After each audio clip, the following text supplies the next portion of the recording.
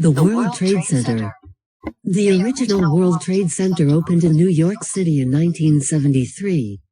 The most famous part of the complex of buildings was the Twin Towers. They were named because they were almost exactly the same.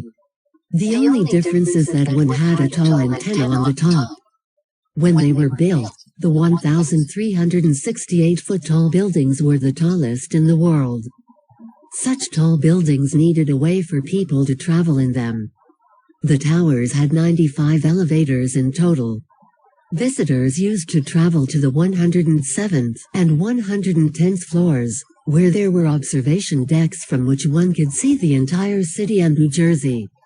Inside there were offices, shops, a hotel, and on the top floor of one of the towers there was a restaurant called Windows on the World.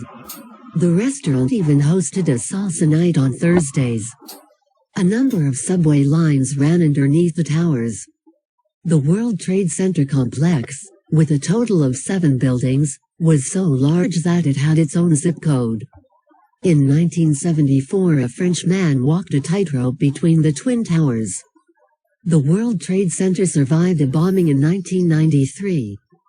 The skyline and spirit of New York City were changed after September 11, 2001.